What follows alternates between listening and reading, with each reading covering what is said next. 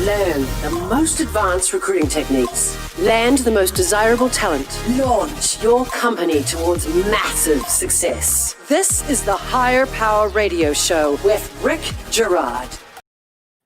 Skills can be learned, but who a person is what determines the successful hire. This all comes down to core value alignment with the organization. Shared values create a much tighter bond and a more engaged team member. The correct answer is rarely hiring for skills, so consider alternative hiring initiatives like an apprenticeship program designed purely to foster career growth. I'm Rick Gerard, and welcome to the Higher Power Radio Show. We help entrepreneurs and executives win the right hire. We share insights from top-performing rebel entrepreneurs, disruptors, and industry experts like our guest today, Mr. Nicholas Wyman. Nicholas is the president of IWSI America. Now, Nicholas is an international expert, particularly zeroing in on CTE education, apprenticeship, and training models for the US, UK, Germany, Switzerland, and Australia. Wyman writes opinion pieces for Forbes, Quartz, and Fortune, and appearances on National Public Radio. He has notched up education writer on LinkedIn, which makes Nicholas the perfect expert for today's topic. Nicholas, welcome to the Higher Power Radio Show today. Hey, great to be here. It's great to have you. I'm excited to have you. We've talked a bunch offline, and so we're going to have a little fun talking about apprenticeship programs. So today we're going to discuss why an apprenticeship program might be the key to unprecedented company growth for your organization. And then we're going to talk about a 6-step process to build a program into your company. Sound like a plan? A great idea. All right. Let's dive in. All right, let's delve in. All right. I find that even today, I talk to CEOs, and often I get, we're just still having a hard time finding people. Sure, it's a crazy world we live in, and people keep saying to me, when things return to normal, that's never going to happen. I don't think it is going to happen, and I think this is an opportunity for companies to reconsider how things are going to play out, and competing with staff and human capability is going to be something that really is going to set companies apart. That is so very true. Okay, so here's the challenge. Everybody's looking for skills. I'm looking for somebody who does this, that, and the other thing, and I can't find them anywhere, right? Why not find people who align with your organization that you can train to do that work? It sounds pretty simple, doesn't it? I mean, if it's simple, why isn't everyone doing it? And here's the thing: this idea of the skills gap. Some academics call it the skills gap, or I call it people without jobs and jobs without people, has existed way before the pandemic, way before Corona. People were putting jobs, promising projects were sitting on the shelf because people didn't have the skills they needed to get the job done. So the question is, I suppose, well, we could sit here and say, well, whose fault is it? Is it educators haven't been training people for the right things? Is it companies haven't taken enough steps? Is it, what else could it be? Is it just people aren't motivated? People are set in their ways about what it is they might want to do. So why or how? I suppose it really doesn't matter, does it? But the situation is we are where we are now. This is the post-pandemic future, we hope. Post-apocalyptic future. Right, exactly. So I think it's time to refresh, reboot, reimagine. And the time to do that is, I think, now. All right, so how do we do this? So let's talk about some of the challenges that companies have. So from a company perspective, I mean, hey, everybody holds the responsibility. I mean, you can't blame one party over another. We're here, let's fix it. Look, absolutely. And I think that you have to take destiny into your own hands. People often say, well, government's got a key role to play. Respectfully, I've got a lot of friends in government, and actually got a few clients who are government. Government absolutely has a role to play, but respectfully, if you're waiting for government to solve your skills problems, you're going to be waiting a long time. You actually need to, government can help out to create an environment for employers to want to employ, but they're certainly not going to knock on the door and say, I'm here to solve your skills solutions. No, it solely rests on the entrepreneurs and the people who are looking to advance their careers or looking to change their career. Look, absolutely. It's your responsibility. Absolutely. And I've had time to reorganize my bookshelf in my office, I must say, in the last couple of months. And I've been moving books around and looking at each book and deciding whether I want to cherish this book and whether I still like it. And I found this old classic from Michael Porter, Competitive Advantage. Do you remember it? No, I've never written that. It was one of he's a Harvard professor. It was one of the early sort of iconic business books on how you can create advantage for your company. And, if you're looking at aircraft, people generally can build similar sorts of aircraft or similar sorts of vehicles, manufacture similar sorts of products. But a place that companies can really compete is this idea of human capital. And I think that now more than ever, as companies are starting to rebuild, rebound, and people are actually looking for market opportunities. I mean, yes, you could rebuild, rebound, but maybe you've got a great idea and maybe this is a great time to get into the market and get the thing off the ground. So here's kind of my thought. I mean, you have a lot of people that are coming out of college that can't find jobs. You also have a lot of people that are what my friend calls modern elders, like my age group and above, that have been displaced for whatever reason. I like that. Modern elders, right? That have been displaced, that are looking to maybe that want to do something that can contribute a whole lot. And so you have these two great value pools to pull from. Now, how do we take advantage of that? Right. Well, I think we probably need to divide them into the two categories. Let's talk about young people. Young people have been disproportionately affected or impacted by COVID. If you know any younger, particularly high schoolers, they're just not getting that experience. They've been locked up, locked down, quarantined. They're online. They're just not getting that same experience. And we really need to encourage these young people to come out and get back engaged, start having conversations. And as you noted, the education systems are still trying to operate in a pre-pandemic way. I heard this incredible story about a young lady who went all the way to Canada to get enrolled in a college program, and she went through the quarantine 14 days, arrives, and the night before the classes started, got an email to say, "Oh, all classes are now online." I mean, she could have just done it she could have just done it from her family home. And even if she did do it, online or in classrooms, if you're sitting 6 or 8 feet apart from people and you've got, your masks on and all these things are going on, you're just not getting that same experience. And even, having someone teach you just simply a talking head at the front of the classrooms, never been a great way to learn for a lot of people like me. I'm a learn by doing kind of guy. And I didn't realize it actually. And, my father was an academic and he really didn't pick up on it. And people were like, "Hey, what's the matter with Nick? He can't focus. He can't concentrate." It was just, I was not the sort of student who liked to learn from tests and memorization. And people, I'm not that guy either. Right. I'm a learn by doing guy. So, we're going to get there eventually, but apprenticeship is one great way. And so my father had many ideas about what young Nick could do. Could he come into the family business? Maybe psychology? Absolutely not. I mean, I do a bit of career coaching and mentoring, but I'm certainly not a psychologist or a family psychologist or counselor.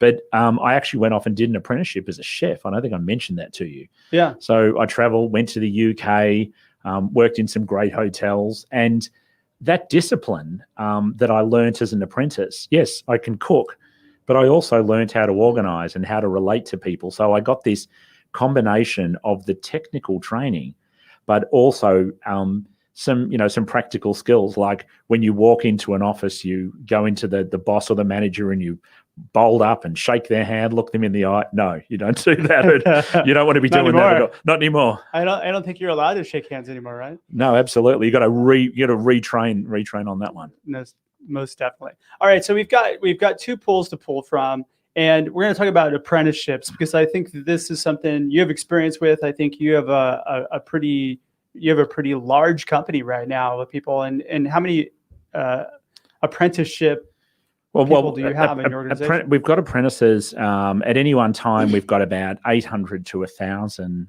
apprentices working, in varying locations, around the world. We've graduated over 20,000 people.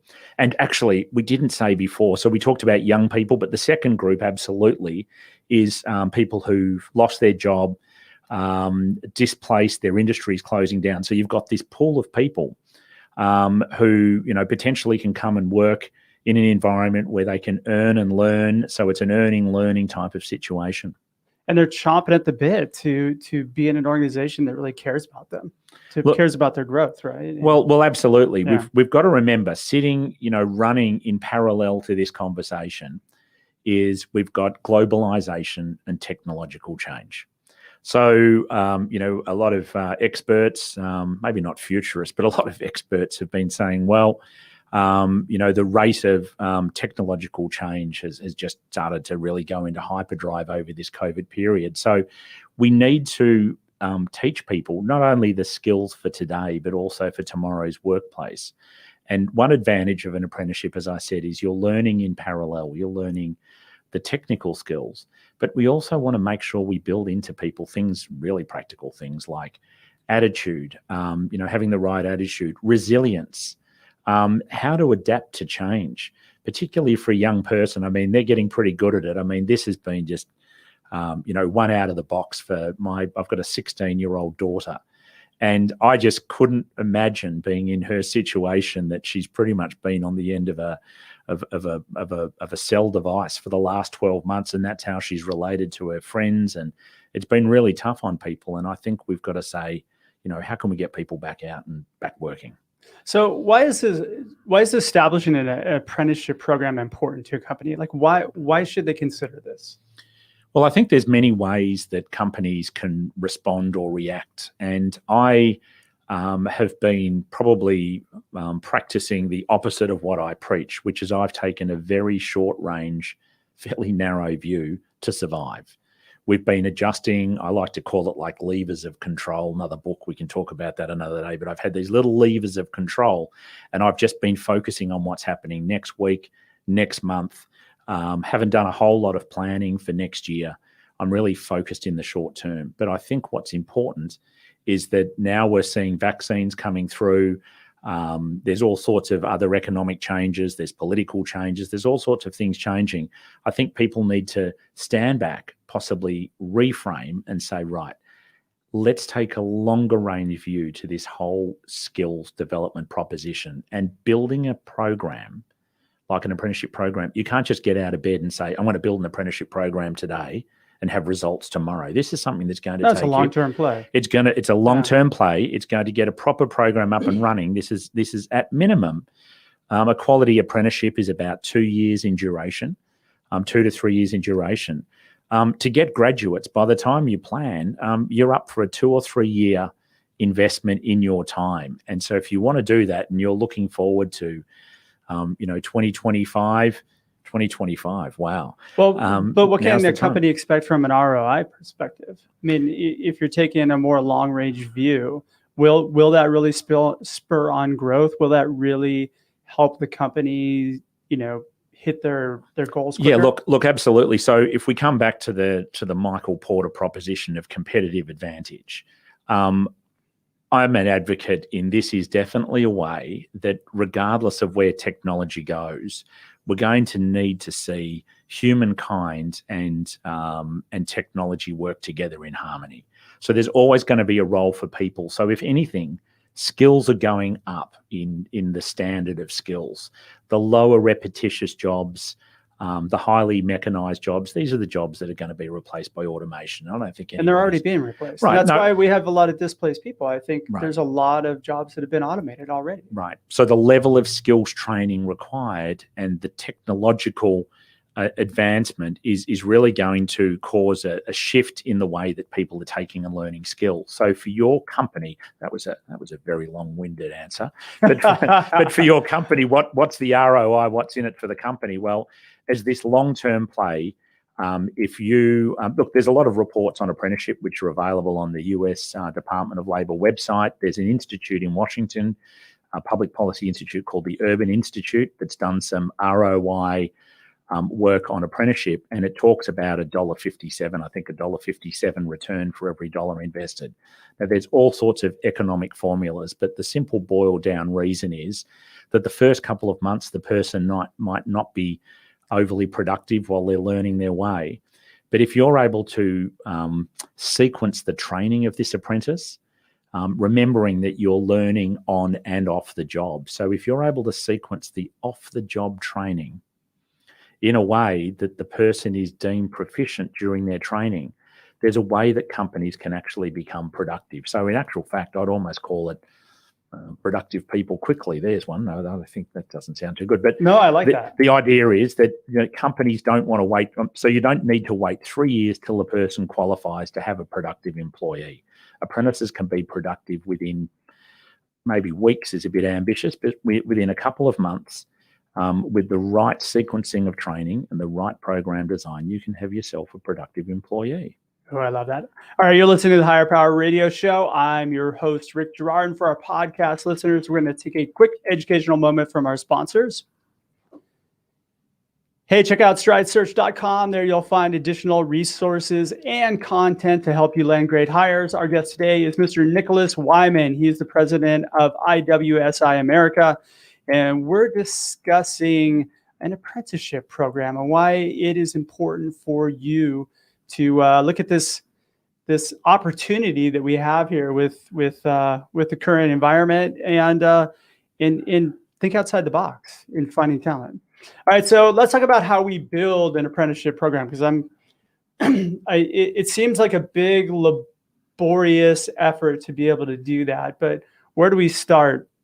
Well, look, there's about 150 steps, but for your listeners out there, and because we talked before the program and you said, Nick, you got to get real. I know you Aussies like to go on a bit, but let's get down to 6 steps. And I think that I always like to, I've got this great mate of mine, his name's Wick, very entrepreneurial guy. He says, I like him already. I love that name. Wick. John Wick? No, he's a Kiwi, very entrepreneurial guy, and he's like always at me about this strategy, structure, people. Wait, you're friends with a Kiwi? I thought Aussies and Kiwis didn't really. Well, we have our moments. Okay, we've actually got our own little bubble down there. Not that they'd allow me, I'm persona non grata. But look, anybody from the US can't travel down there. They're having a great time as long as you don't leave Australia or New Zealand. But got it. But look, strategy, structure, and people, and often you see companies start with, what people, and start trying to fit a person into a particular role. That's a whole nother program. But I think that,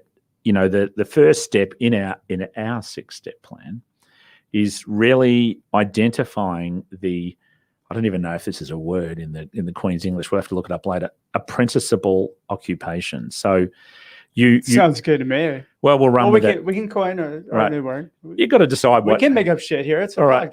We'll wind it right back, and we'll say you need to think about what jobs you think can be apprenticed. That doesn't sound as good. So there's a whole lot of different jobs within an organisation that could be apprenticed. Now, not all of them might be suitable, but here's something about apprenticeships we didn't mention before. Going back, there's probably listeners out there going, hang on, isn't that construction building thing?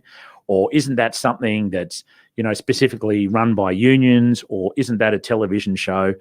No, it's none of the above. It's actually available in healthcare, in IT. So think broadly. So step 1, think broadly about. Wait, so how would it be different though from an internship? Right. Same thing, right? In a way? Yeah, sometimes internships are unpaid. There's a few quirks actually. We can maybe put a link up later, but I wrote a report called It's Time. It's available online. You can download it. It doesn't cost you anything. And there's a table in there that really spells out the difference between internship, training only, so if you go to a community college, and apprenticeship. But the basis of an apprenticeship is the duration, and sometimes internships are not as structured as an apprenticeship. An apprenticeship is 2 years or more in duration. And they are paid, right? They are paid. They're all paid, and it also most internships now are paid too. I mean, you see very few that are unpaid. Look, absolutely, absolutely, and I think that it's also got to do with it needs to start with this proposition with an apprenticeship. What is the employer skills need? So that ties nicely into identify the apprenticeable occupation. So company is saying, these are the skills I need moving forward. They might come up with a list of 25 job roles. They need to cross that out and they need to pick 2 or 3. They need to focus. It's all about focus. So let's say you've identified 2 or 3 occupations that you would like to set up an apprenticeship program. So let's give it for example. If I'm a tech company, smaller tech company, and I'm thinking, hey, I want to set up an apprenticeship program, what would I target? So, you might go through your organization now and there could be, 25 or 30 job roles, but desktop support might be something that is really, really suited to the apprenticeship model where a person can do some, a combination of online learning. They might be able to attend some classroom training if they can find a state that hasn't locked down their education systems. And then they actually get the on-the-job work experience. Software development, desktop support. There's all sorts of different occupations within IT and tech. But the thing is that apprenticeships work better at scale. So if you're running a small, medium, even a large organization, rather than have 25 apprentices doing 25 different occupations, you're better off having 2 or 3 occupations and having 3 or 4 apprentices if you're at scale. In each occupation. It's just easier to organise the training. You've got a cohort of people going through the system. You'll find like-minded people. You might be able to get some of the training delivered in a class of, an ideal class size would be sort of 14, 15 students. And they have that connection. I think that's a great way to go. That makes a lot of sense rather than having 1 or 2 people. I mean, so you can hire a class of people at one time who kind of come through and they're filling certain roles, basically. I looked at, there was a state, one of the states on the East Coast, and I went to do a bit of work for them, and they gave me a list of all their apprentice occupations, and they came out with, it looked like, the old encyclopedia in the good old days. It was like this voluminous book. And I'm like, wow, how many apprentices have you got? Like 40,000, 50,000 across the state? 432. And the reason is every page was one different occupation. They had 432 occupations. And each time they were trying to organise a training program and try to find someone to teach it and instruct it. It's just not efficient. Look, we've got to be efficient. One apprentice for each position. One apprentice for each position. So it really is about, you want to get this program to scale. So always in the background, you've got strategy, structure, people, and then you want to think about economies of scale, because the more people you've got in your programs, the more bang for your buck you're going to get. Okay. So we've identified the apprenticeable, that's even hard to say, occupations. Now what do I do? Well, I think you need to get some like-minded people within your organisation, and I think successful programs that I've seen, and when I was an apprentice back in the 80s, I know it's hard to believe, but back in the 80s. I remember the 80s. I was there too. Yeah, well, I had a great mentor. So this isn't my supervisor. This is a mentor, a coach mentor. So somebody that I had this relationship with that I could pretty much tell them everything. So it wasn't just my supervisor telling me what to do, but I think you need to you need to identify some coaches and mentors. And you need to get an internal team. If you're in a mid-sized company, who do you want to have on that team? You need people from, the front line. But I think more importantly than that, or actually you need to have the executives on board, the fully supporting this. I mean, you have to have leadership really driving this effort, right? Because if the leaders aren't driving it and they're just kind of putting it in place, it's going to be successful. You don't have top-down support, you're right. That's the end of the program. I've seen many a great idea, and you get people who are so passionate. And look, I must say, maybe because of this pandemic, there's a couple of bosses out there who are going to have a bit more of a broad mind into different ways to bring people into their companies. They really need to open up their mind. Regardless, you can't build this from a bottom down. It has to have rock solid. Now, whether that means a board, owners, You need to get them on board and say, hey, we actually have a problem. This is a way that we can compete. Here's a bit of the ROI data. If they're numbers people, give them some of that economic stuff, whatever it takes them to convince them. We're talking to you, entrepreneurs and business leaders. This is on you. You're building this plan out. You need to drive this thing. Don't just give it to your HR department or give it to, somebody down the road and expect that it's going to be successful. Right. So we're going to call that 2A. All right. So we've got 1 and 2. But look, I think it is around the people element. So it's getting the executive support. So to sum up that second point, you need to build a team internally, but you need to get top-down support. Absolutely. Agree with you on that. Okay. All right. So the internal team, what do you need from an internal team standpoint? How many people do you need? Look, it depends on the size of your company. You don't Let's have just to say have a small to mid-sized company. If you're a small to mid-sized company, I think 2 or 3 people. I'd like to, you want to have somebody from the administration function, whether you've got an HR department or somebody who's in the sort of the office kind of environment, maybe someone from out in the field who's relating with the customers, and sometimes you might be able to turn on to people who've either retired, left the organization, or interested in doing some part-time work or network. Your mentors don't have to be employees. Just remember that. You might have people in your network, and you'd be surprised that as you go on in life, I find so many people are less focused on, how much am I getting paid and what's my remuneration? They're actually interested in doing something for mankind. And mentoring people, particularly mentoring younger people, you find a lot of people who are interested in doing that and giving back. Yeah, that's very true. And asking for help, which we don't tend to do, is and don't lose that. Don't lose that talent. Is you've got people marching off into retirement. Don't let somebody leave your organization, give them some cheesy service award. Some of them are quite tasteful, but don't give them some cheesy service award.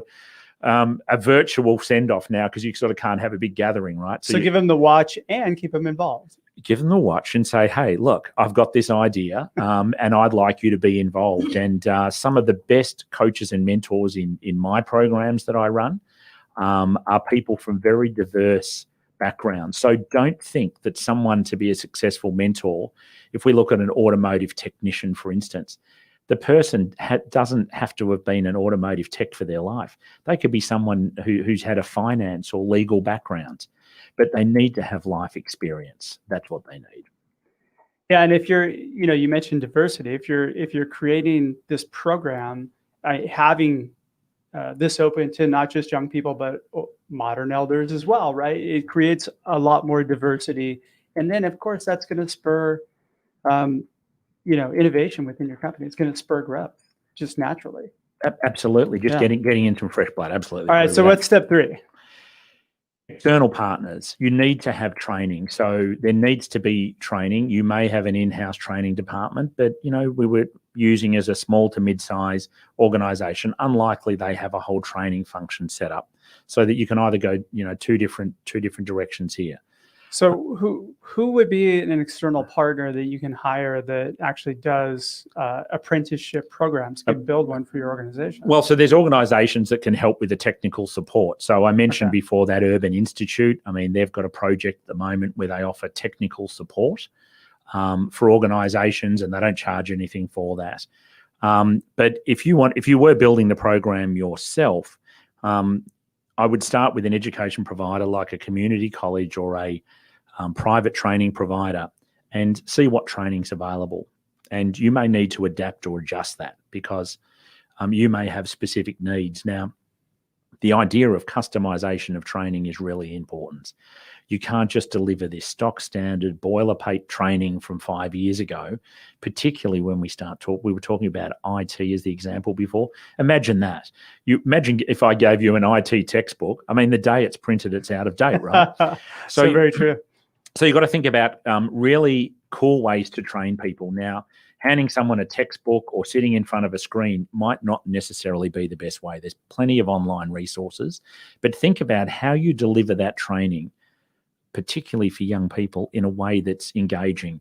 I've got a 9-year-old. Gamification. I mean, this boy, he's pretty handy, particularly after the COVID lockdowns. He's very handy on all the different PlayStation and all the rest of it. So when he gets to job ready age and he's thinking about careers, if you can somehow link some of his interests into your organization, I mean, that's going to be a win-win. Totally. I totally gamify management of my daughter. I have a 10-year-old who, like, everything is a little contest.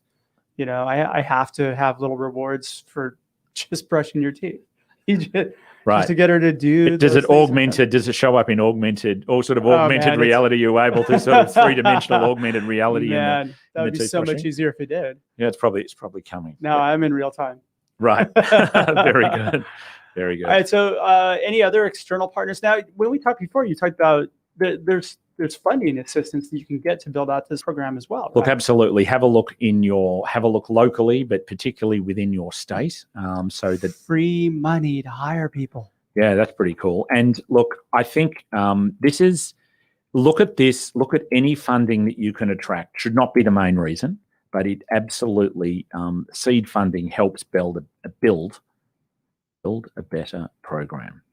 So certainly don't go into this to chase around incentives, but if you can find a way to offset some of the startup costs, it could just be training material. So that's either state or federal. I definitely have a look at that. And also quite often there's employment providers at the local level, there's intermediaries. There's actually a new breed of intermediaries, an interesting word, but this is organisations who are set up, probably similar to staffing agencies, to help people design apprentice programs. Very cool. All right. So what's step 4? So we've got our external partners, we've got the team. We really need to work out, well, what are we going to pay people? Because you mentioned before about interns. We were talking off camera, off show, that some internships are not paid, most are paid. Every apprenticeship must be paid. So you need to work out your wage schedule and you need to set your training goals. So these are like your performance metrics that you're going to gauge people by. Absolutely. Okay. Absolutely. You need to have a lot of structure to this part of your program because continual improvement is going to be critical. I find this is like a huge failure point for a lot of companies. They don't have that structure when, like, even if you look at job descriptions, they have an idea of the work that needs to be done, but they don't really have it mapped out like a syllabus would for a college course where you're gonna tackle these things at this time frame, right? So however you want to design this model in your mind, depending on whether you're a person who sees things in pictures, but we could draw in sort of virtual augmented reality now. But if I had a whiteboard, which we don't, which is a good thing, I'd start to draw a diagram and you'd notice that the diagram is a closed loop. It's a circle. It's going to be continuous improvement of this program. So you've always got to evaluate after each group of apprentices have gone through, because people sit there and worry and say, oh, but this isn't perfect and I might not get it right and I should. And these are all the reasons why not to start a program. My advice is get it as good as you think you can get it, kick the thing off. And then iterate. And then, exactly. Don't sweat the small stuff. I can guarantee you, I've been in this for many, many years and I still always tweak and adjust. COVID, adjust.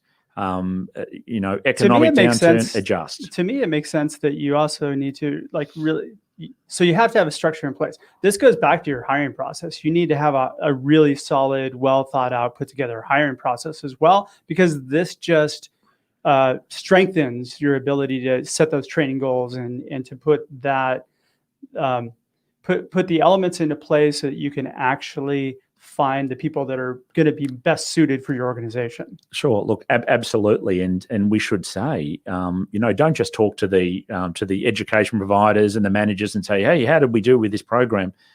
Talk to the participants. There's one for you. Talk to the people who've completed or undergoing the apprenticeship. We endlessly survey, probably annoy them, but we offer little gift vouchers and things to our apprentices. So you gamified it. We're always asking them, how would you like to receive communication? Young people don't want emails. Young people don't, there's a lot of things that companies will persist in systems and they say, oh no, the kids these days don't respond. Well, they don't respond because it's the way that you're interacting with them. So, you need to say, well, what can we do with our program that we can do to make it really enjoyable for the participants, and that is going to drive a better quality program, because you want to have strong engagement from the people running the program, but people in the program. You really want this to be seen as the bedrock of the rest of their careers. Got it. All right. So step 5.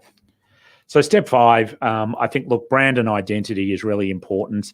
There's a program, if people wanted to look at a great program with a brand that's been around for many years, Apprenticeship Carolina.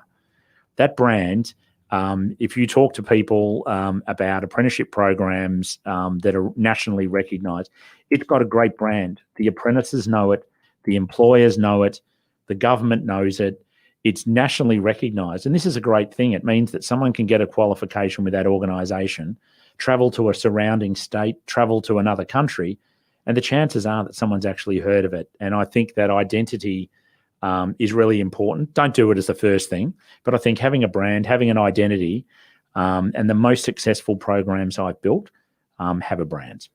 It seems that you're setting your company aside by just having an apprenticeship program, because a lot of companies don't, right? So that's an added value that you can kind of that you can use at a lot of companies. It's not another Me Too thing.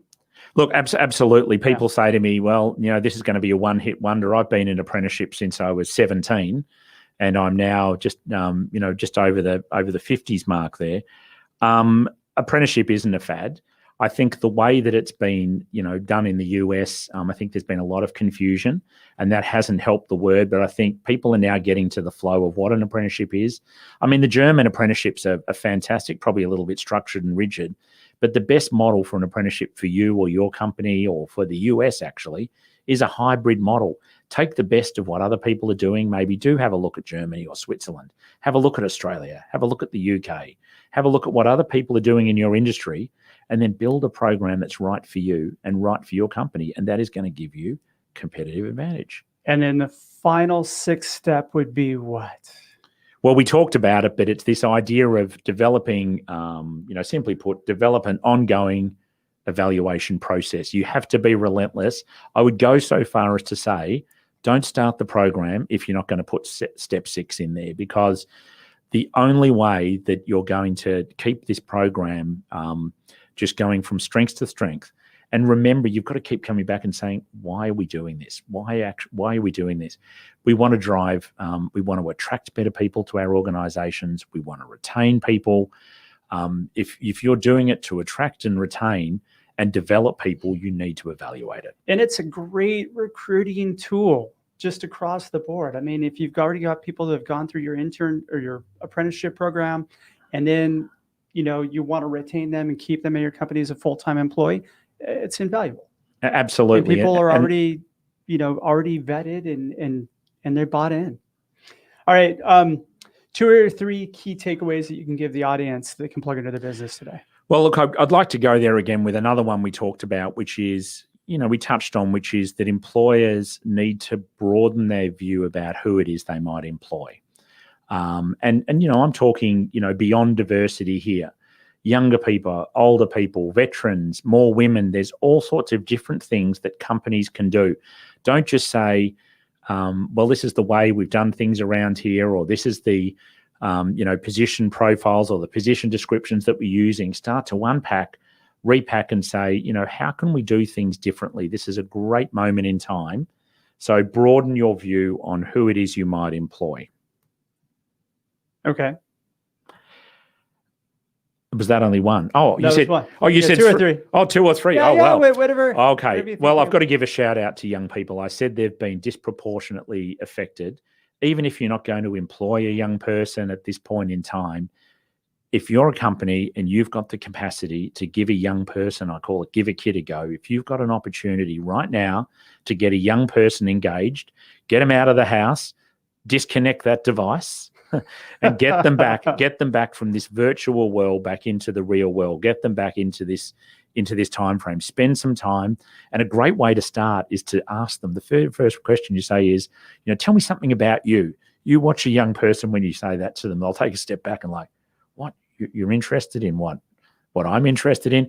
Build up that rapport, and then give them an opportunity to see some things in your company, because and otherwise, modern elders too. Well, give them a shot as well. Look, give everyone a shot. Yeah. I mean, give everyone a shot to reskill, refresh, reboot, or a restart or a start. Give someone a go. Talented hires come from the most unexpected places a lot of times. Absolutely. I wrote a blog about that once, but that's another. Did you really? That's another whole program. Did I read it? It was the best place to find your next great hire, and that's look internally. All right, Nicholas, we're just about out of time for today's show. I want to thank you so much for your time investment today and welcome you to the Higher Power Radio community. Now, what would be the best way in which members of our community can reach you, find out more about you? Look, LinkedIn's always a great way. Social media, you'll find me on Twitter, Nicholas _Wyman. Send me a direct message on iwsiamerica.org. There's some resources, including that It's Time booklet, which has got some of those tables we talked about, difference between apprenticeship and internship. Awesome. All right. Thanks to our listening audience for tuning in this week's episode of Higher Power. A quick thanks to our team, Brian Colburn, Andrea Ballin, and Ayla Gerard. If you're listening to the podcast, please subscribe, review, and share. We're listening and we welcome your feedback. After all, this show is for you, Mr. Entrepreneur or Mrs. Entrepreneur or whatever entrepreneur you are. Join the Higher Power Radio community at Higher, that's HIRE, Power, POWER, Radio, RADIO.com, or you can drop me an email at rick@stridesearch.com. Tune in next Tuesday with my guest, Vince Thompson. He's the founder and CEO of Melt. I'm your host, Rick Gerard, and you have been listening to the Higher Power Radio Show. Aloha. Aloha. Thank you for listening to Higher Power Radio. Catch our LinkedIn Live show every Tuesday at noon or download the podcast on iHeartRadio, iTunes, YouTube, or your favorite podcast platform. We appreciate you joining us on Higher Power Radio with your guide to recruitment success, Rick Gerard.